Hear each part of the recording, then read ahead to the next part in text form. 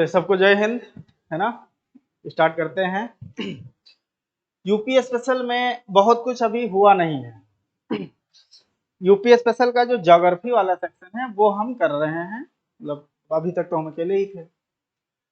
उसमें बहुत कम, जैसे आप देखेंगे उस पर पढ़ा भी होगा, क्लास जो है वो पढ़ी होगी, जिसमें ज्योग्राफी में हमने खासकर ज्योग्राफिकल लोकेशन पढ़ाया है। यूपी कहाँ है, कितना एरिया है ना, डिस्ट्रिक्ट कौन कौन से हैं, किस स्टेट से जो है वो टच होता है, कितने जो है डिस्ट्रिक्ट टच होते हैं, नेपाल के साथ बाउंड्री कितनी है, ये सब हम बताए हुए हैं, जो कि फैक्चुअल है, कोई उसमें बहुत ज्यादा कॉम्प्लिकेशन नहीं है। दूसरा एक हमने टॉपिक कराया है जिसका नाम है भूगर्भिक संरचना, जियोलॉजिकल हिस्ट्री। मैं आपको बता देता हूं कि उसमें हम लोग क्या क्या पढ़े, जैसे ना होगा आप वीडियो देख लेंगे, और टॉपिक मैं बोल दे रहा हूं, आपके पास कोई बुकलेट होगी, पुस्तक तो होगी, उसमें एक बार आप देख लेंगे, जो नहीं समझ में आएगा मुझसे पूछ लेंगे। जैसे आपने ज्योग्राफी, इंडियन ज्योग्राफी कुछ पढ़ी है ना। इंडियन ज्योग्राफी में आपने पढ़ा होगा, जो फर्स्ट चैप्टर हम आप पढ़ते हैं, जो कि इंडिया का एक केवल ओवरव्यू होता है, एरिया कितना है, बाउंड्री क्या है, ये सब पढ़ते हैं। और सेकंड चैप्टर में हमें आपको इंडिया का जियोलॉजिकल हिस्ट्री पढ़ाई जाती है। जैसे आप देखे होंगे कि आपको सर ने आपको पढ़ाया होगा, मान लिया कडप्पा पढ़ाया होगा, गुडवाना पढ़ाया होगा, है ना, आर्कियन रॉक्स पढ़ाया होगा, टर्सरी रॉक्स होती हैं। चलिए, अगर ना भी रिकॉल है तो हमें मतलब परेशान होने, आधीर होने की जरूरत नहीं है, बट मैं बोल रहा हूं कि हम लोग जोड़ेंगे कैसे।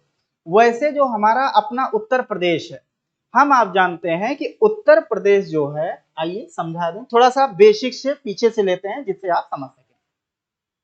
अगर हम लोग देखें तो जो उत्तर प्रदेश है, यूपी हमारा गोंडवाना लैंड का पार्ट, ठीक। अब ये क्या है, हम आपको ये बता देते हैं कि जब पूरी पृथ्वी बनी तो पूरी पृथ्वी में दो पार्ट बना था। एक था पैंजिया, और उसके सराउंडिंग जो वाटर मासेस था वो था आपका पैंथलासा। इतना हम आप जानते हैं।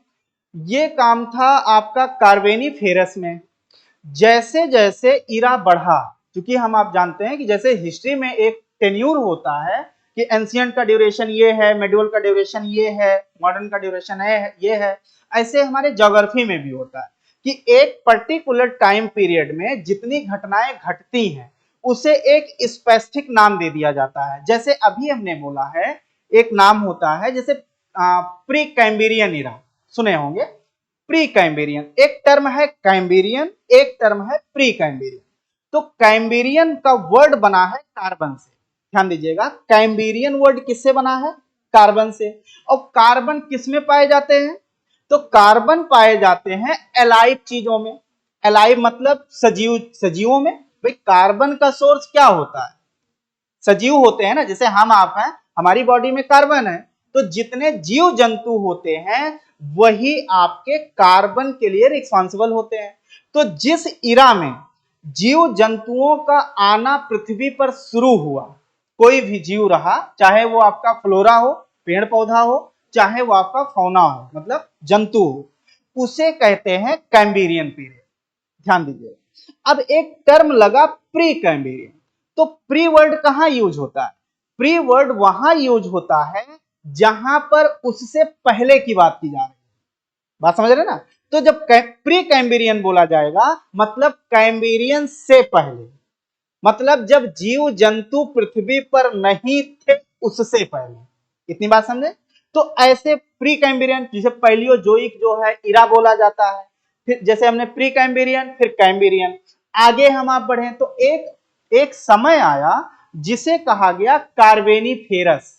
कार्बेनिफेरस, कार्बेनिफेरस मतलब हुआ जिसमें कार्बन से रिलेटेड ढेर सारे कंटेंट हमें मिले, जैसे कोल माइंस आदि हो गए, ये सब जो है कार्बेनिफेरस। तो कार्बेनिफेरस से लेकर एक समय था जिसको कहते हैं जुरासिक पीरियड। जुरासिक पीरियड वो जो मीजोजोइक इरा का जो है पार्ट होता है। जुरासिक पीरियड वो समय था जिसमें डायनासोर्स आए थे। डायनासोर जो थे वो जुरासिक पीरियड में थे। तो यहां से लेकर के जुरासिक पीरियड तक आते आते जो पैंजिया था वो धीरे धीरे टूट गया। बात समझिएगा। तो टूटा कैसे? अब यहां पर हम आपको ये बता दें कि पैंजिया है, पानी है उसके चारों तरफ, सराउंडेड हमने कहा वाटर था, तो नो डाउट अगर वाटर होगा तो टाइडल एनर्जी होगी कि नहीं होगी, ज्वारीय ऊर्जा, भाई ज्वार होगा, पानी अथाह पानी है, अनलिमिटेड वाटर है, तो टाइड मतलब समझ रहे हो ना, ज्वार आना मतलब वही धारा या लहर आना, तो उस लहर से एक तो कहीं ना कहीं दबाव पड़ा पैंजिया पे, दूसरा ये हुआ कि हम आप पढ़ते हैं बायोंसी, उत्प्लावन, फिजिक्स में पढ़ते थे ना हम लोग, उत्प्लावन मतलब पानी के द्वारा जो ऊपर या नीचे डायरेक्शन में जो फोर्स लगता है, जिसे हम आप फोर्स ऑफ बायोंसी बोलते हैं, मतलब कि उत्प्लावन बल। अरे पानी भर लीजिए, पानी में आप कोई चीज हल्की चीज डाल दीजिए, फॉर एग्जांपल कागज का टुकड़ा डाल दीजिए, बट वो भीग ना जाए कि मतलब भीग जाए एकदम से, तो आप देखोगे ऐसे ऐसे वो थोड़ा सा जो है उसमें मोशन होगा, ऐसे ऐसे, मतलब जो पानी है वो ऊपर की तरफ बल लगा रहा है, उसे अपथ्रस्ट कहते हैं, हम लोग फिजिक्स में पढ़ते थे ना अपथ्रस्ट। तो एक तो टूटने का कारण क्या होगा, फोर्स ऑफ बायोंसी, बात समझिएगा, और एक आपका अपथ्रस्ट हो गया, अपथ्रस्ट मतलब ये हुआ कि जो ऊपर की तरफ फोर्स लगा, ऊपर की तरफ। चौथा कारण था ग्रेविटी, गुरुत्वाकर्षण के कारण। ये बेसिकली देखें मोटे मोटे 3 कारण ऐसे थे जिसके कारण हमारा पैंजिया क्या हुआ, टूट गया। और जब पैंजिया टूटा तो उसके 2 भाग बने, एक भाग ऐसा बना, जैसे हम लोग ऐसे समझें, ध्यान से समझिएगा, ये मान लिया पैंथलासा है और ये आपका पैंजिया का भाग है। अब ये टूटेगा तो टूट के 2 चीजें होंगी, इसका जो आपका नॉर्थ वाला पार्ट था ये धीरे धीरे टर्न आउट हुआ, या ये जो है मूव किया पश्चिम की तरफ। ध्यान दीजिएगा, ये जो उत्तर का भाग था ये पश्चिम की तरफ जाने लगा, और जो ये दक्षिण का भाग था मतलब ये धीरे धीरे उत्तर की तरफ शिफ्टिंग हुई। याद रखिए, डायरेक्शन याद रखना है। जो नॉर्थ वाला पार्ट है, मान लिया यहां से ये ब्रेक करता है, तो जो नॉर्थ पार्ट है ये किसकी तरफ मूव करना शुरू किया, पश्चिम की तरफ, वेस्ट की तरफ, टुवर्ड्स वेस्ट की तरफ ये क्या किया, मूव किया। जो इसका नॉर्थ वाला साउथ वाला पार्ट था ये धीरे धीरे आपका दक्षिण से उत्तर की तरफ आना शुरू हुआ, मतलब दिशा कुछ ऐसी हुई, एक डायरेक्शन इधर हुआ और एक डायरेक्शन इधर हो गया, समझिएगा। तो जो पश्चिम की तरफ गया मतलब ये वाला पार्ट, इसे कहा गया अंगारा लैंड या लॉरेंसिया, इसी का नाम हुआ बाद में जाकर के, इसे ही हम लोगों ने क्या कहा, इसे ही हम लोगों ने लॉरेंसिया कहा, ये लॉरेंसिया हो गया। ध्यान दीजिएगा, ये आपका लॉरेंसिया बना, और जो उत्तर की तरफ एक खंड बढ़ा, इस मतलब नॉर्थ की तरफ, इसी का नाम हो गया आपका गोंडवाना लैंड। ध्यान दीजिएगा, ये आपका हो गया गोंडवाना लैंड।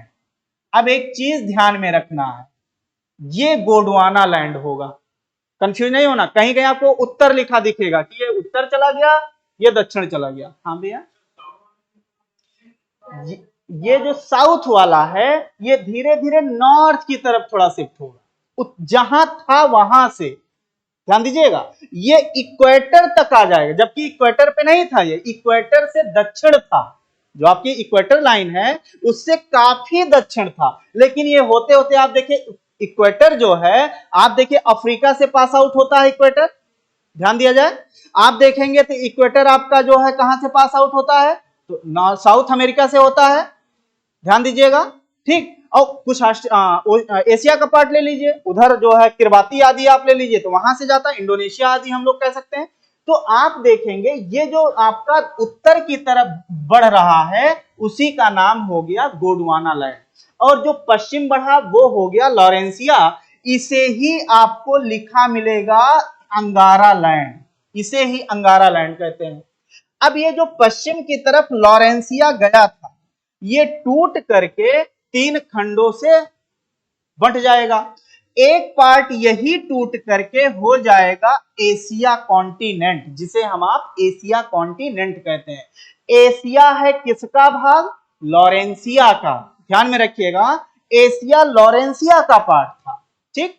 इसी से टूट करके बनेगा हमारा यूरोप, यूरोप भी इसी का भाग था, समझिएगा।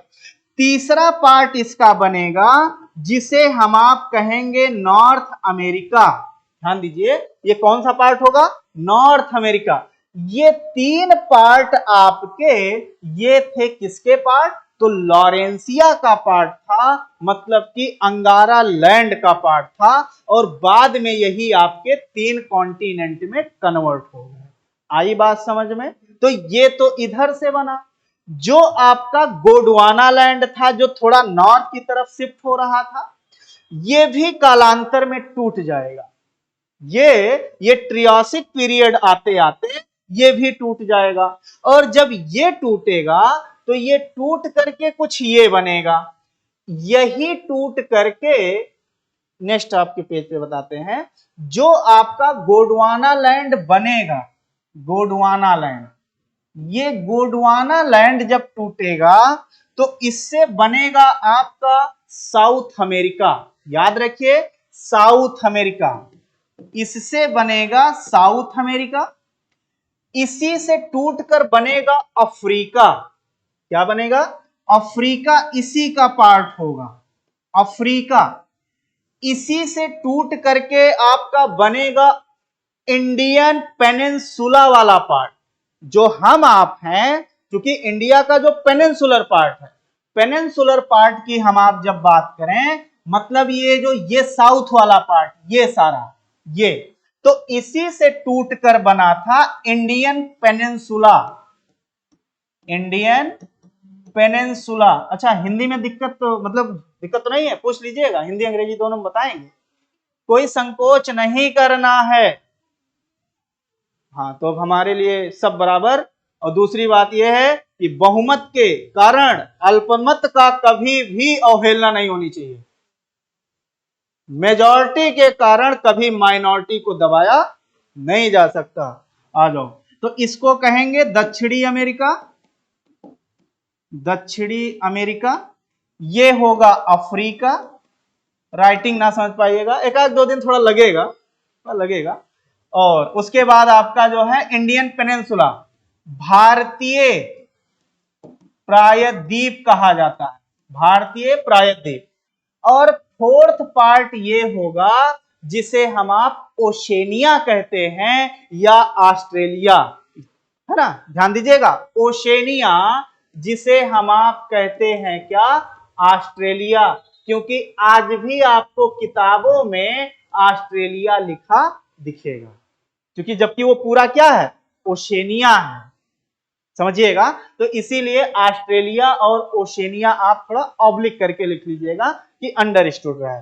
इतनी बात आप समझ पाए? तो गोंडवाना लैंड का पार्ट ये सारा हो गया। अब एक चीज हम आपको बता दें फटाफट, ये है अफ्रीका। चूंकि समझाना इसलिए अभी, चूंकि प्योर एकदम प्योरिटी ज्योग्राफी में अभी हम नहीं जाएंगे। ये अफ्रीका है। हमारा भारत जो है वो कुछ ऐसे था जब हम लोग थे, अरे हैं तो अभी, अपना भारत ऐसे यहीं लेटा हुआ था। हमारे अपने ओरिजिनल रिश्तेदार अफ्रीका में हैं। ये बात की बात है कि ये जब टूटा तो ये धीरे धीरे शिफ्ट हुआ नॉर्थ की तरफ। ध्यान दीजिएगा, और नॉर्थ की तरफ जब ये शिफ्ट हुआ तो उस समय इक्वेटर के जो है, जो इक्वेटर का आसपास का रीजन था, जो कि इक्वेटोरियल रीजन था, उससे ये थोड़ा दूर बढ़ के यहां आ गया, जिससे उस समय जो इंसुलेशन था, गर्मी थी, उससे थोड़ा हम दूर हो गए। नहीं तो हम आप भी होते अफ्रीका वालों की तरह एकदम वही चमुंडा टाइप के। देखा होगा अगर आप यूनिवर्सिटी आदि, आपका शिक्षा अगर यूनिवर्सिटी आदि में हुआ होगा तो शायद कभी कभी होता था कि हमने देखा, हमारे दो विदेशियों के साथ हमने पढ़ा है, जिसमें एक अफ्रीकन थे यूनिवर्सिटी में, और वही चमुंडा टाइप हम लोग होते, मतलब हमारे रिश्तेदार यहां नहीं है, हम लोग अफ्रीकी हैं। वो बात की बात है कि इधर बढ़े तो थोड़ा साफ हो गए, समझ रहे? तो भारत जो है वो इस अफ्रीका का पार्ट है। और देखा होगा, इसीलिए हमारे यहाँ के लोगों का अफ्रीका के साथ थोड़ा सा सिंपैथी रहती है। अरे हमारे प्रधानमंत्री जी देखिए चले जाते हैं कि नहीं चले जाते, है ना। तो वो क्योंकि अब रिश्तेदार तो वही है, तो अफ्रीका से जुड़े हुए थे, जिससे टूटकर धीरे धीरे हम इधर बढ़ गए। तो ये पार्ट यही था, तो जाहिर सी बात है गोंडवाना लैंड का पार्ट था। अब इतनी बात आप समझे कि नहीं समझे। तो ये तो है मेरा भारत। अब भारत में है हमारा उत्तर प्रदेश, क्योंकि अब वहां तक हम लेकर जाएंगे ना आपको। उत्तर प्रदेश, अब जब भारत में है हमारा उत्तर प्रदेश, तो समझिएगा कि उत्तर प्रदेश की स्थिति ये है। चलिए आइए समझ लिया जाए।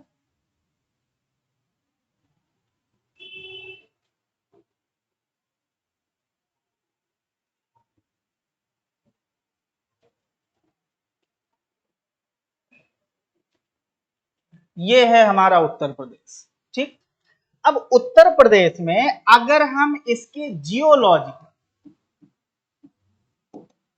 जियोलॉजिकल हिस्ट्री की बात, जिसे कहा जाता है भूगर्भिक इतिहास।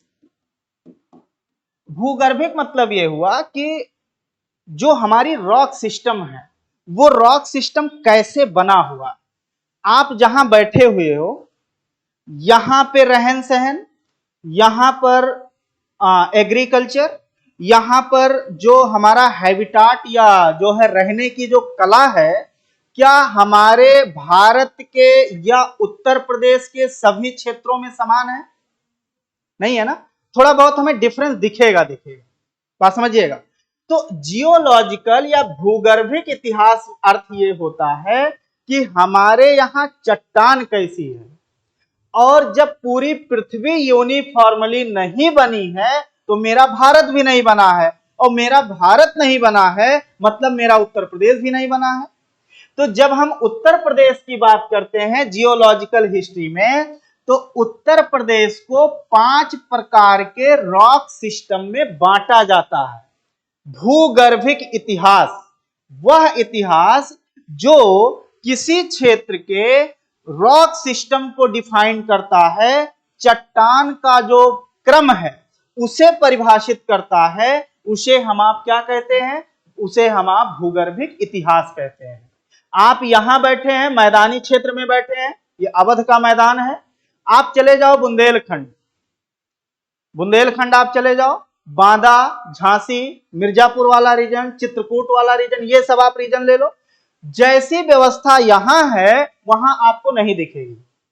वहां पर पानी की जो है समस्या है, वहां की जो मिट्टी है, सॉइल का जो है आपका पैटर्न है, वो पैटर्न आपको कैसा दिखेगा, अलग दिखेगा। इसे ही कहा जाएगा भूगर्भिक इतिहास। इसमें एक चट्टान होती है जिसे कहा जाता है Archean rock system. Archean rocks system, ठीक। हिंदी में कहते हैं आर्कियन चट्टान,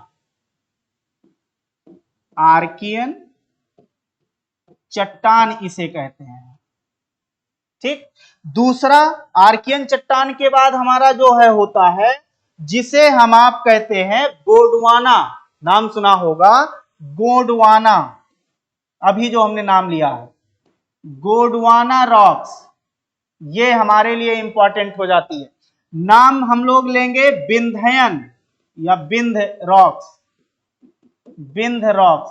हिंदी में इसे कहा जाएगा गोंडवाना क्रम की चट्टान, गोंडवाना क्रम की चट्टान, इसे कहेंगे विंध्य रॉक्स या विंध्य चट्टान, विंध्य चट्टान। और आपकी जो फोर्थ होगी, वो फोर्थ आपका जो होगा, यहां पे लिख रहे हैं, फोर्थ होगा जिसे कहा जाता है टर्सरी रॉक्स। ध्यान दीजिएगा, फोर्थ है आपका जिसे कहते हैं टर्सरी रॉक्स। इसे भी हिंदी में टर्सरी ही, हिंदी में बहुत ज्यादा जब साधारण बहुत ज्यादा उसको ट्रांसलेट करते हैं तृतीयक कहते हैं, वैसे टर्सरी लिखिए, पेपर में टर्सरी लिख के आता है, टर्सरी चट्टान, ठीक। और लास्ट में है फिफ्थ, जिसे कहते हैं क्वाटरनरी चट्टान या रॉक्स, क्वाटरनरी, क्वाटरनरी, ठीक, हिंदी में भी कहते हैं क्वाटरनरी चट्टान। अब जल्दी जल्दी हम आपको ये चीजें फटाफट समझाते हैं। आर्कियन रॉक्स वो होती हैं जो सबसे पुरानी हैं, ये आपको सोनभद्रा में मिलेंगी, ललितपुर वाले रीजन में मिलेंगी, है ना, ये सबसे पुरानी है। दूसरा, आर्कियन के बाद आपका जो है जैसे विंध्यन या गोडो, चलिए विंध्यन पहले डिस्कस कर देते हैं। विंध्यन वो रॉक्स हैं, एक नाम आपने ज्योग्राफी में आपने पढ़ा होगा, सब पढ़ा है, जैसे कटप्पा का नाम सुना होगा, कटप्पा रॉक्स आंध्रा में पड़ता है। कटप्पा एक डिस्ट्रिक्ट है आंध्रा का, और आंध्रा में जो कटप्पा रॉक्स है, उस तरीके की जो रॉक्स जहां जहां पाई जाती है उसे कटप्पा रॉक्स कहते हैं। तो ये जो आपकी विंध्यन रॉक्स है, ये जो कडप्पा रॉक्स है उसके इरोजन से बनी है। मतलब विंध्यन रॉक्स में आप लिख सकते हैं कि कडप्पा चट्टानों के निक्षेपण से बनी है। मतलब कट पिट करके जो है उनका इरोजन और जो है आपका डेनुडेशन हो गया, उससे बनी है। तीसरा, आपकी जो गोंडवाना रॉक्स है, गोंडवाना रॉक्स वो हैं जो आपके जो क्या कहते हैं जीव जंतु थे। मतलब गोंडवाना रॉक्स तब बनी है जब आपके जो जीव जंतु थे उनका जो है क्या हो गया, वो धीरे धीरे आप ये कह सकते हैं कि उनके रॉक्स इसमें जो है क्या हुआ, इरोजन हुआ, यहां भी इरोजन हुआ। और इसमें ये देखा गया कि ये जो आपकी गोंडवाना क्रम की चट्टान है, ये भी आपको उसी क्षेत्र में मिलेंगी, जैसे सोनभद्रा हो गया, जैसे ललितपुर हो गया, इन क्षेत्रों में देखने को मिलेंगी। तो ये आपकी गोंडवाना क्रम की चट्टानें हैं। गोंडवाना क्रम की चट्टानें जो बनी, इनमें जीवांश पाए गए। जीवांश मतलब फॉसिल्स के जो पार्ट थे वो पाए गए, जिससे ये जो कि इंपॉर्टेंट लाइन है, ये चट्टानें आपकी कोल के लिए इंपॉर्टेंट है। भारत में 75%, 75 क्या 90% कोल माइंस आपको गोंडवाना रॉक्स में ही मिलेगा। भारत में लगभग 90% कोयले की खानें वो गोंडवाना चट्टान में मिलेगी। यूपी में जितने भी कोल माइंस हैं, कोयले की खान है, उसमें 75% इसी गोंडवाना क्रम की चट्टान में मिलेंगे।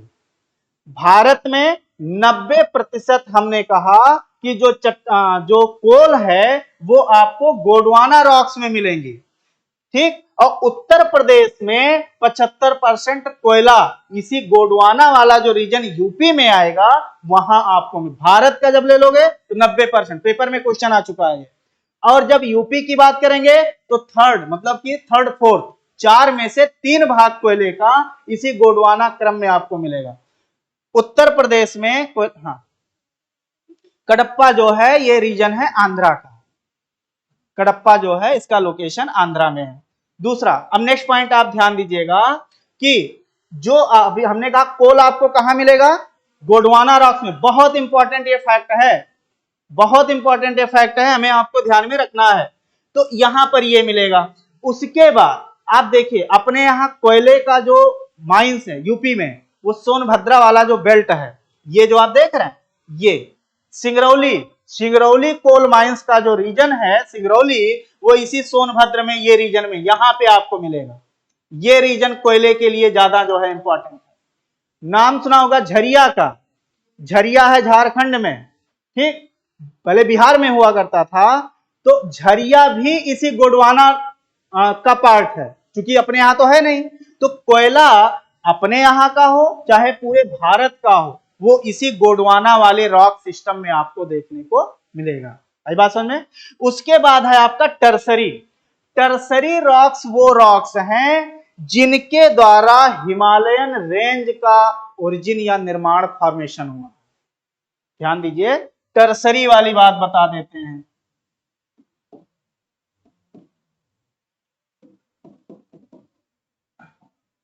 टर्सरी रॉक्स की हम आप बात करेंगे। टर्सरी में क्या होगा, टर्सरी में आपकी जो हिमालयन रेंज है, इन रेंज में आपको ये रॉक्स देखने को मिलेगी। कौन सी रॉक्स? Tertiary rocks. बात समझे? हिमालयन जो है, आपको जल्दी जल्दी हम आपको इसलिए बता दे रहे हैं कि हम पढ़ा चुके हैं, है ना, मुझे मेन टॉपिक पे भी जाना है। हिमालयन रेंज जो है ये आपका, ये रॉक्स जो है कहाँ मिलेंगी? हिमालयन रेंज में। आप जानते हैं कि जो हिमालय है एक फोल्डेड माउंटेन है, फोल्डेड माउंटेन है। हिमालय में बेसिकली अगर केवल मेन हिमालय की बात करें तो 3 रेंजेस हैं। एक है आपका महान हिमालय जिसे कहते हैं ग्रेट हिमालय, महान हिमालय। एक है जिसे लघु हिमालय या मध्य हिमालय कहते हैं, और एक है जिसे हम आप क्या कहते हैं? शिवालिक रेंज या शिवालिक श्रेणी कहते हैं। महान हिमालय, ग्रेट हिमालय का निर्माण हुआ है इयोसीन पीरियड में। इयोसीन पीरियड, ये मीजोजोइक इरा का एक पार्ट है, इयोसीन पीरियड। इयोसीन पीरियड में हिमालय बना है 5.492 3.80 करोड़ ईयर्स एगो, मतलब 5.49 करोड़ वर्ष पहले बनना शुरू हुआ और 3.80 करोड़ वर्ष पहले ये बनकर तैयार हुआ। तो हिमालय किस काल का पर्वत है? इयोसीन। कौन सा हिमालय का पार्ट? ग्रेट हिमालय का पार्ट। सेकंड है लघु हिमालय। लघु हिमालय आपका बना है मायोसीन पीरियड में। ध्यान दीजिएगा, मायोसीन पीरियड, ऐसे इसको लिखते हैं, मायोसीन पीरियड, मायोसीन काल में बना है। ये बना है 3.80 से लेकर के 3.80 से लेकर के 0.51 करोड़ ईयर्स एगो, 3.80 करोड़ वर्ष पहले बनना शुरू हुआ और 0.51 करोड़ वर्ष पहले बनकर तैयार हुआ।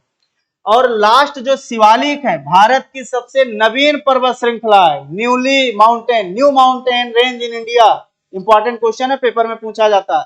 सबसे पुराना, सबसे ओल्ड कौन सा है भारत में? अरावली।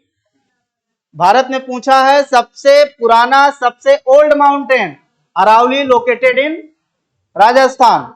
हाईएस्ट पीक आपकी क्या है? गुरशिखर। हाइट कितनी है? 1722 मीटर, 1722 मीटर। तो सबसे पुराना अगर पूछा जाएगा तो अरावली है, और सबसे न्यू अगर पूछा जाएगा तो शिवालिक है। लेकिन अब शिवालिक बना कब? शिवालिक आपका जो है बनता है प्लेयोसीन पीरियड में।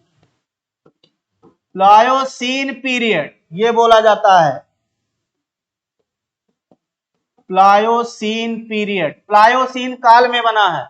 और ये ड्यूरेशन था 0.51 से 0.2 करोड़ वर्ष पहले बना है। इतनी बात समझे? चूंकि अब मेरे भाव तो आप समझ ही रहे होंगे, इसीलिए थोड़ा। हिमालय तीनों पार्ट समझ गए? याद करने का मैं आपको तरीका बताता हूं, क्योंकि ये क्वेश्चन जो है इंपॉर्टेंट क्वेश्चन हो जाता है। आप अगर इनको देख लो, भाई ग्रेड के बाद क्या आएगा? मिडिल आएगा ना। एक अगर आप एल्टीट्यूड के अकॉर्डिंग या इंपॉर्टेंस के अकॉर्डिंग देखोगे तो आपका ग्रेड के बाद मिडिल, मिडिल के बाद शिवालिक आएगा। और इसमें अगर मेरे नाम में आप देखोगे तो आप इसको जब ध्यान दो तो ये जो इंग्लिश का अल्फाबेट है, ये अल्फाबेट में आपको सीक्वेंस से दिख रहा है। मैं तरीका बता रहा हूं। सबसे पहले कौन सा अल्फाबेट आएगा? ई। और सबसे पहले कौन आएगा? ग्रेड। उसके बाद क्या आता है? ई के बाद अल्फाबेट में अगर इन 3 में पूछूं, एम आता है, और एम में क्या आएगा? लघु। और उसके बाद क्या आएगा? पी आता है। एम के बाद पी आता है, तो जाहिर बात है इसके बाद शिवालिक आता है। बात समझ पाए? ड्यूरेशन भी बताया, 5.49 to 3.80, 3.80 to 0.51, 0.51 to 0.20। बात समझ पाए? कहीं भी अगर 0.20 करोड़ को अगर 20 लाख लिख के आ जाएगा तो कंफ्यूज ना हो जाइएगा। अरे 0.20 को आप कहिए चाहे 0.20 करोड़, मतलब क्या हुआ? 20 लाख ही तो हुआ। तो ध्यान में रखिएगा कि पेपर में वो कहीं लिख कर दे दिए कि अब 20 लाख का, अब पेपर देखिए, क्वेश्चन पेपर में चीजें वही होती हैं, पूछने का तरीका अलग अलग होता है। वो 20 लाख को उठा करके अगर 2 मिलियन दे दिए तो बात तो वही हुई। बात समझ पाए? तो इतनी चीजें हमें आपको अभी बताना था। अब आपको किसी तरीके से आधीर होने की जरूरत नहीं है, क्योंकि अब हम आप उस पॉइंट पे आ रहे हैं जहां हमें अच्छे से उस चीज को समझना है। चलिए आगे बढ़ते हैं। टॉपिक लिखिएगा जो एकदम आपको न्यूली पढ़ना है, physical division of Uttar Pradesh.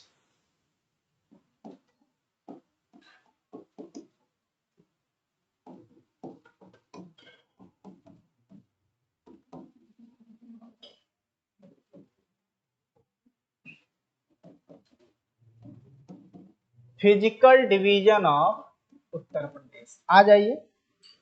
Physical division का मतलब यहां क्या हुआ समझा जाए।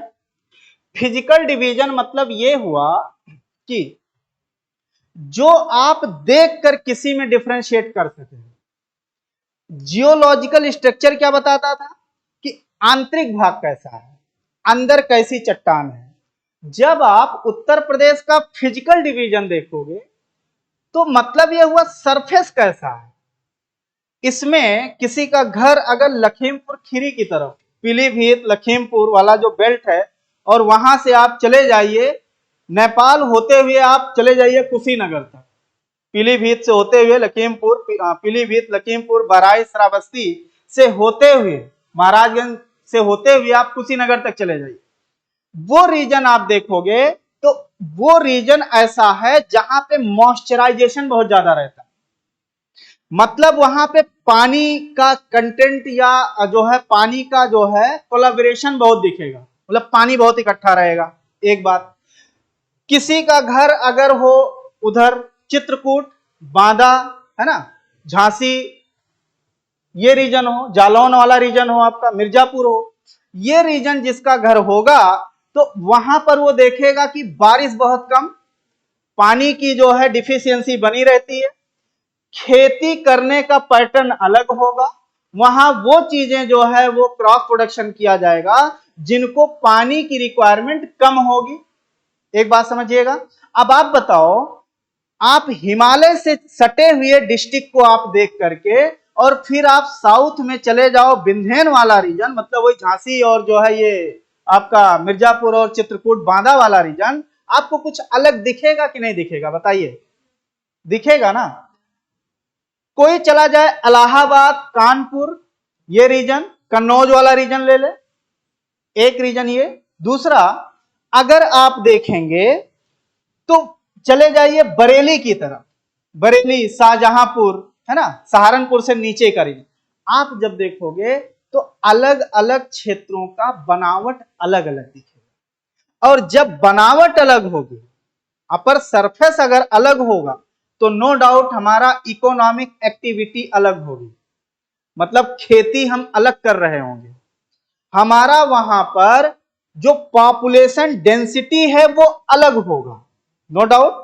क्योंकि अगर हमें समस्या होगी तो हम उस जगह क्यों रहने जाएंगे। तो यहां पर क्या है कि जब आप फिजिकल डिवीजन करते हैं उत्तर प्रदेश का, तो उत्तर प्रदेश के फिजिकल डिवीजन में एक रीजन होता है जिसे कहा जाता है शिवालिक थिलिस, पार्ट ऑफ सहारनपुर। आप ऐसे लिख लीजिए, सहारनपुर का शिवालिक थिलिस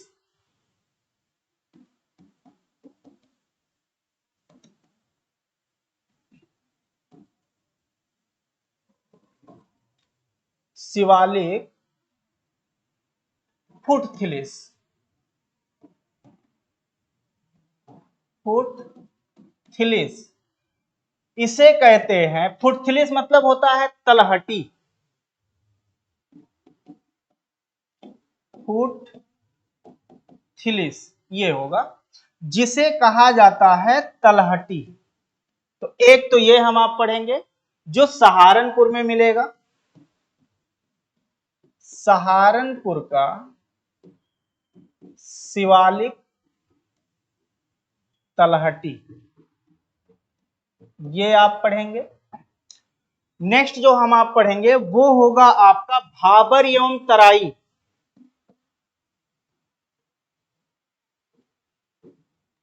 भाबर एंड तराई, ये पढ़ा जाएगा। थर्ड आप जो पढ़ेंगे वो पढ़ेंगे गैंगेटिक प्लेन,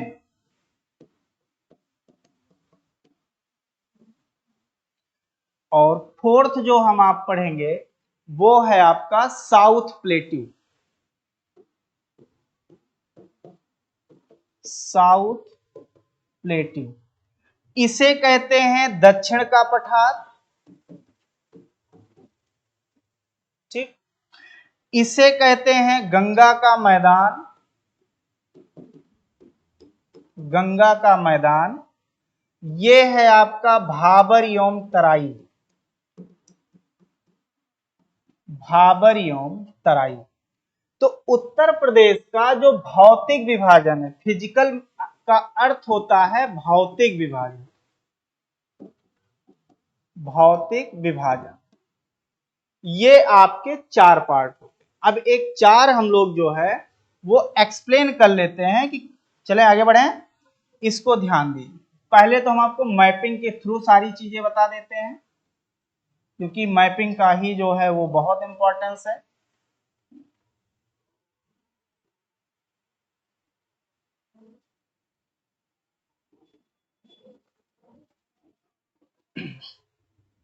चलिए समझ लिया जाए।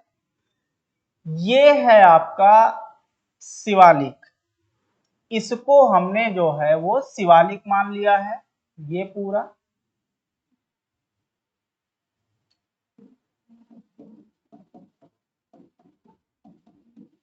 ये शिवालिक।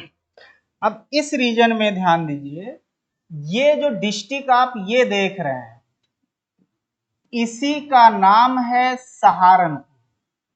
यही जिला है आपका सहारनपुर, जिसके पूरब में है उत्तराखंड, ये भी मैं बता दे रहा हूं, यूके है, उत्तराखंड है।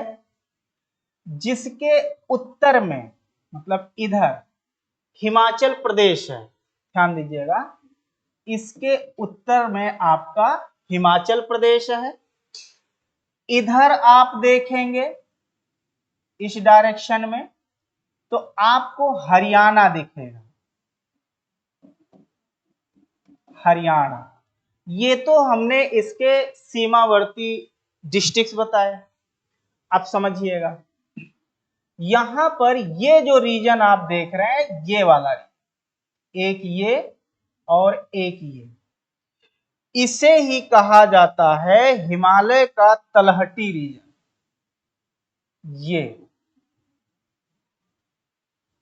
ये वाला रीजन और ये ठीक।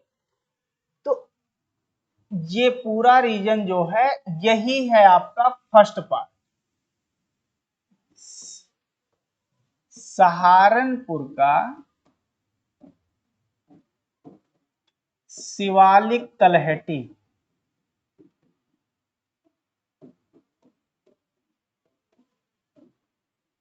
एक बार, अब ये कौन से डिस्ट्रिक्ट में है, तो ये है आपका सहारनपुर में। सहारनपुर का दो क्षेत्र, आप बताइए अगर डायरेक्शन की बात करें ऐसे, तो ये डायरेक्शन और ये डायरेक्शन, ये रीजन आपका, ये इतना रीजन ये, और इधर ये रीजन, इसका डायरेक्शन होगा आपका नॉर्थ ईस्ट, समझ पा रहे हैं, और ये डायरेक्शन होगा नॉर्थ। ये स्ट्रेट डायरेक्शन ये नॉर्थ होगा और ये नॉर्थ ईस्ट होगा। तो लोकेशन, अवस्थिति कहां होगी इसकी, सहारनपुर में ये है, और सहारनपुर के दो क्षेत्रों में इसकी हम स्थिति बता रहे हैं, जिसे आप कहते हैं लोकेशन। तो इसकी लोकेशन नॉर्थ ईस्ट लिख लोगे, हिंदी में चूंकि लिखना चाह रहे हैं, उत्तरी पूर्वी सहारनपुर का क्षेत्र, उत्तरी पूर्वी सहारनपुर का क्षेत्र, और दूसरा आपका कौन सा क्षेत्र, तो उत्तरी क्षेत्र। ये जो रीजन है यही रीजन आपका है सहारनपुर का शिवालिक का तलहटी क्षेत्र। मतलब जो शिवालिक का फुटथिलिस है वो यही रीजन है, वो यही देखने को मिलता है। हाँ बोले भैया, कुछ कहना चाह रहे हैं? दूसरा पॉइंट ध्यान से सुनिएगा। दूसरा पॉइंट ये है कि अब इसके हम आप फीचर की बात करेंगे। फीचर्स आप बताइए, अगर ये रीजन सहारनपुर का ये रीजन अगर शिवालिक से जुड़ा हुआ, शिवालिक से, तलहटी मतलब क्या होता है? तलहटी मतलब होता है पर्वतों के ढलान का रीजन, स्लोप, ग्रेडियंट। तो अगर ये जुड़ा होगा शिवालिक से तो शिवालिक पर रॉक्स होगी, चट्टान होगी। मतलब कि फीचर में ये होगा कि ये रीजन, इस रीजन में क्या पाया जाएगा? पथरीला क्षेत्र होगा। मतलब कि यहां पर आपको क्या मिलेगा? स्टोन्स मिलेंगे। मतलब कि ये क्षेत्र कैसा होगा? पथरीला होगा। एक बात, ठीक। दूसरी फीचर इसका ये होगा कि यहां की जो मिट्टी होगी वो फर्टाइल नहीं होगी, क्योंकि अगर पथरीला क्षेत्र है तो मिट्टी जैसी रहेगी नहीं, उसमें जो फर्टाइल कंटेंट होने चाहिए नहीं होगा। मतलब ये आपका क्षेत्र जो होगा वो नॉन फर्टाइल होगा, मतलब अनउपजाऊ होगा। ये क्षेत्र क्या होगा? अनउपजाऊ होगा। इसमें किसी प्रकार का जो है वो खेती नहीं की जा सकती। नेक्स्ट पॉइंट आप देखिए। नेक्स्ट पॉइंट ये होगा यहां, जो कि इंपॉर्टेंट पॉइंट्स ये है कि इसी क्षेत्र में अगर हम लोग देखें, एक नाम सुना होगा, शाकंभरी देवी मंदिर है एक, जो मतलब एक देवस्थान है। चलिए सुन लीजिए, क्योंकि यूपी स्पेशल में ही जब हम लोग पढ़ेंगे हिस्ट्री वाले सेक्शन में, खासकर कल्चर वाला पार्ट, तो वहां मैं बताऊंगा। शाकंभरी मंदिर है, और शाकंभरी मंदिर है सहारनपुर में। अभी रिसेंटली, आज से कुछ समय पहले, प्रधानमंत्री जी वहां आए थे और शाकंभरी देवी विश्वविद्यालय का वहां पर जो है उन्होंने आधारशिला रखी है। तो शाकंभरी मंदिर, शाकंभरी देवी मंदिर कहां है? सहारनपुर में। एक बात ध्यान में रखना है, शाकंभरी विश्वविद्यालय कहां, जो शाकंभरी देवी विश्वविद्यालय किस जो है जिले में ओपन होने की बात हुई है? सहारनपुर में। अब एक बात सवाल ये आएगा कि ये शाकंभरी देवी मंदिर का कहीं ना कहीं थोड़ा सा आपका हिस्टोरिकल या आप अलौकिक जुड़ाव होता है। इसी क्षेत्र में, सहारनपुर के इसी रीजन में आपको शिवालिक की एक पीक पॉइंट मिलेगी। मतलब कि एक जो है आपको चोटी दिखेगी जिसका नाम ही है शाकंभरी पीक। इसी के नाम पर इस क्षेत्र में जो देव मंदिर बनाया गया, जो मतलब एक मंदिर, गॉडेस मंदिर बनाया गया, उसे ही कहा गया शाकंभरी देवी मंदिर। तो इसी ये जो तलहटी वाला रीजन है सहारनपुर का, इसी रीजन में शाकंभरी पीक पॉइंट लोकेटेड है। बात समझ पाए? कुछ क्लियर हुआ? तो कितने पॉइंट्स हमने बताए? एक। अब ध्यान दीजिए, ये मेंस के लिए इंपॉर्टेंट। अगर आप स्टेट एग्जाम दे रहे हैं, खासकर यूपी पीसीएस का, जो आपका मेंस का जो पेपर नंबर 6 है, पेपर 6 में 6 में, जिसमें आपको यूपी का जो ज्योग्राफिकल वाला पार्ट पढ़ना है, उसमें सीधा क्वेश्चन पूछा गया है कि उत्तर प्रदेश के भौतिक भागों की विवेचना कीजिए। डिस्कस फिजिकल डिवीजन और फिजिकल पार्ट ऑफ उत्तर प्रदेश। ये क्वेश्चन बना हुआ है। तो यहां पर आप देखोगे, ये थोड़ा सा आपको लगेगा क्योंकि इसमें कोई बेसिक फैक्ट नहीं दिख रहा है, तो ये थोड़ा सा ऐसा है जिसको आपको केवल कॉन्सेप्ट में करके आपको 4 लाइन लिख देनी है, 5 लाइन लिख देनी है, और ये 4, 5, 6 लाइन हमारा पूरा का पूरा ये सेगमेंट बना दिया जो हमने समझाया। एक चीज हम आप क्या कहेंगे, पहले लोकेशन दिखा देंगे कि ये है कहां, एक तो यही हो गया। दूसरा हम आप ये बताएंगे कि आखिर इसका फीचर क्या है। तो यहां पर आपको स्टोन, मतलब यहाँ पत्थर आदि जो है वो देखने को मिलते हैं। दूसरा हमने कहा कि ये नॉन फर्टाइल रीजन होता है, यहाँ पर किसी तरीके का कोई जो है वो खेती बाड़ी जो है वो नहीं हो सकती, मतलब एग्रीकल्चर या जो है आपका क्रॉप प्रोडक्शन के लिए ठीक नहीं है, ये बता दिया। उसके बाद हमने एक पॉइंट और इससे रिलेटेड बताया कि इसी रीजन में जो शिवालिक है, शिवालिक की एक पीक पॉइंट है जिसका नाम है शाकंभरी पीक पॉइंट, वो इसी सहारनपुर के जो है इसी तलहटी वाले रीजन में जो है वो लोकेटेड है। आई बात समझ में? तो फर्स्ट पार्ट आ जाए तो हम आप कर ले जाएंगे, कोई दिक्कत है? समझ में आया? नेक्स्ट हम लोग जो सेकंड इसका पार्ट है जिसे हम आप कहते हैं भाबर एंड तराई, ये आप बहुत इंपॉर्टेंट है भाबर और तराई, ठीक है, इसको हम लोग अच्छे से समझेंगे। तो ये हो गया आपका शाकंभरी देवी का पार्ट, और अब शाकंभरी क्योंकि पीक पॉइंट है इसलिए शाकंभरी देवी का पार्ट ये हो गया। अब हम लोग देखेंगे जो सेगमेंट है आपका वो है भाबर एंड तराई। तो सबसे पहले हम लोग देखेंगे भाबर। समझ लीजिए भाबर है क्या। अभी हमने आपसे कहा है कि उत्तर प्रदेश ये है, अब ये है शिवालिक का रीजन, ये अभी बताया, मान लिया ये शिवालिक का रीजन है।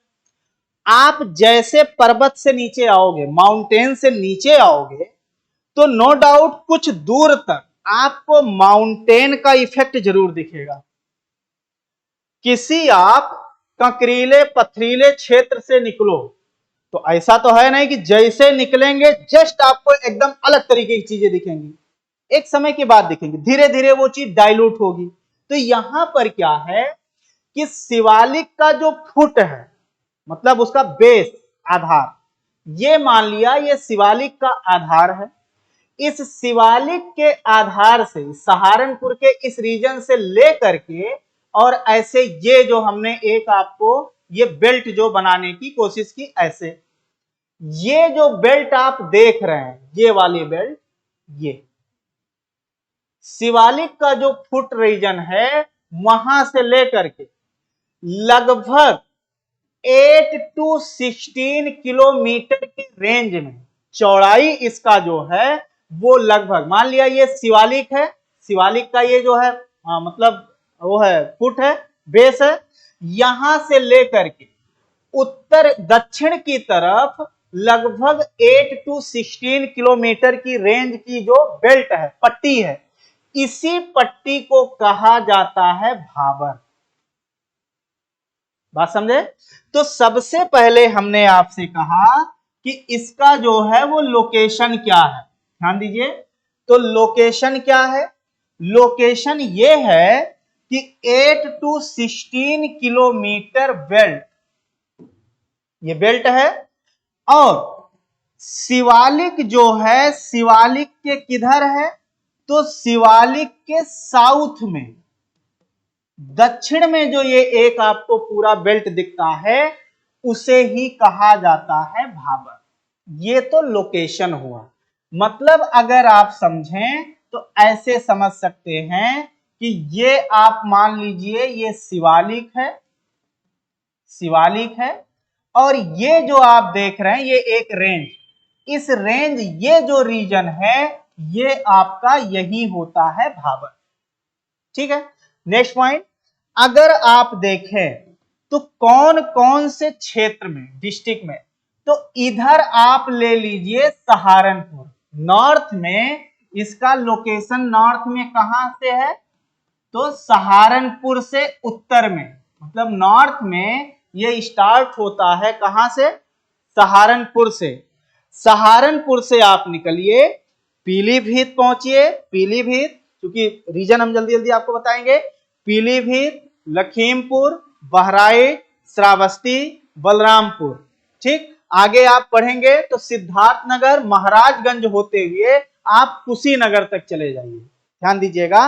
मतलब कि ये इधर किस डायरेक्शन में? इधर आप आएंगे तो इस डायरेक्शन में सहारनपुर से लेकर के और इस डायरेक्शन में जब आप आएंगे तो कुशीनगर तक, ये जो आपका बेल्ट है यही बेल्ट आपका भाबर होता है।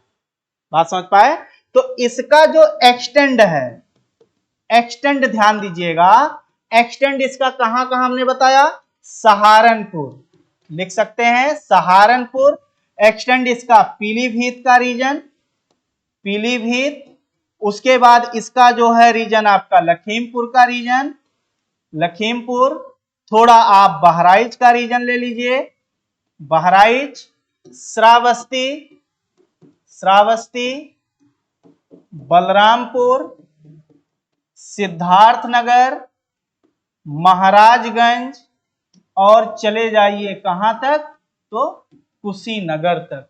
ये जो पूरा बेल्ट है इसे ही कहते हैं भाबर। इसे क्या कहते हैं? भाबर कहते हैं। इतनी बात समझे? लोकेशन समझ गए? जहां से शिवालिक एंड हो रहा है वहां से आप साउथ की तरफ बढ़िए और 8 से लगभग 16 किलोमीटर का रेंज ले लीजिए। हाँ, 8 से 16 किलोमीटर का जो रेंज है, 8 to 16 किलोमीटर का, उसे ही हम आप क्या कहते हैं? यही रीजन आपका भाबर होता है। बात आई समझ में? लोकेशन समझ पाए? और ये सारे जिले आप देखोगे, एटलस अभी हमने बताया कि सहारनपुर आता है, सहारनपुर के बाद पीलीभीत, पीलीभीत के बाद लखीमपुर, लखीमपुर के बाद आपका जो है आगे बढ़ेंगे बहराइच, बहराइच के बाद आपका श्रावस्ती, श्रावस्ती के बाद बलरामपुर, बलरामपुर के बाद आप जाएंगे तो सिद्धार्थनगर, सिद्धार्थनगर के बाद जो है महाराजगंज, महाराजगंज के बाद होते होते आप कहां पहुंच जाएंगे? कुशीनगर तक। ये पूरा जो बेल्ट है वही आपका भाबर होता है। अब एक बात, इसका हम आपको फीचर बताएंगे, ध्यान से समझिए। फीचर क्या? अगर ये रीजन शिवालिक से जुड़ा हुआ है तो जाहिर सी बात है कि इसके आसपास आपको कंकरीला पथरीला क्षेत्र जरूर दिखेगा, दिखेगा। ठीक, मतलब कि ये जो फीचर अगर आप देखेंगे इस क्षेत्र का, तो नंबर 1 फर्स्ट पार्ट ये होगा कि आपको ग्रेवियल पार्टिकल दिखेंगे, ग्रेवियल पार्टिकल दिखेंगे। ध्यान दीजिएगा, आपको जो है ग्रेवियल पार्टिकल दिखेंगे। मतलब ये क्षेत्र कैसा होगा? कंकरीला पथरीला होगा। एक पॉइंट तो ये लिखना है, कंकरीला पथरीला होगा। दूसरा पॉइंट आप देखिए, हिमालय से रिवर निकलती हैं, ठीक, बहुत सारी रिवर निकलती हैं। जब वो हिमालय से निकलती हैं तो हिमालय से निकल करके धीरे धीरे जब वो मैदानी क्षेत्र की तरफ बढ़ती हैं तो ये वो रीजन होता है जहां पर इसके कारण, स्टोन आदि होने के कारण, वो नदियां आकर के इस क्षेत्र में गायब हो जाती हैं। मतलब कि दूसरा, यहां से होकर जो रिवर्स फ्लो होती हैं वो नदियां क्या हो जाती हैं? तो ये नदियां विलुप्त हो जाती हैं, मतलब मिसिंग हो जाती हैं। विलुप्त मतलब वो ना लिख लीजिएगा फौना फ्लोरो वाला, फिर मिलेंगे ही नहीं। मिसिंग हो जाती हैं, मतलब क्यों मिसिंग हो जाती हैं? इतने कंकड़ पत्थर आदि होते हैं कि उनकी धाराएं हमें बहती हुई दिखती नहीं है। तो एक तो ये इसका फीचर हुआ। थर्ड आप बताइए, क्या यह रीजन फर्टाइल होगा? नहीं होगा। क्यों? क्योंकि अगर यहां पे छोटे छोटे पार्टिकल हैं या कंकड़ पत्थर यहां पर है तो जाहिर सी बात है कि वो फर्टाइल नहीं होगा। तो ये हम आप कह सकते हैं कि क्रॉस प्रोडक्शन के लिए ये सारे के सारे जो है आपके क्या होते हैं? नॉन फर्टाइल होती हैं। भैया लिखिएगा, फसल उत्पादन के लिए ये अनुपजाऊ क्षेत्र है। ये क्षेत्र आपका कैसा होता है? तो अनुपजाऊ क्षेत्र है, यहां किसी प्रकार की खेती नहीं हो पाती है। इतनी बात समझे? भाबर क्या है? कुछ क्लियर हुआ? पेपर में आए कि भाबर क्या है तो बता दे जाएंगे। भाबर क्या है? तो भाबर शिवालिक से साउथ में लगभग अबाउट 8 to 16 किलोमीटर का जो रेंज है उसे हम आप भाबर कहते हैं। ये रीजन शिवालिक से कनेक्ट होने के कारण इस क्षेत्र में, रीजन में हमें छोटे छोटे पत्थर, छोटे छोटे कंकड़ देखने को मिलते हैं। नेक्स्ट पॉइंट हमने कहा कि इस क्षेत्र से होकर बहने वाली जो रिवर्स होती हैं वो आकर के विलुप्त हो जाती हैं, मिसिंग हो जाती हैं। अब बाद में अभी निकलेंगी और निकलेंगी तराई में, जब आगे अभी मैं बताऊंगा। तो थर्ड पॉइंट, नेक्स्ट पॉइंट हमने आपको बताया कि ये चूंकि यहाँ पर एक कंकरीला पथरीला क्षेत्र होता है, जिसके कारण ये क्रॉप प्रोडक्शन के पॉइंट ऑफ व्यू से ये नॉन फर्टाइल होती हैं, मतलब ये अनउपजाऊ भूमियां होती हैं, इसमें किसी प्रकार से खेती करने की जो है वो संभावना नहीं होती। आई बात समझ में?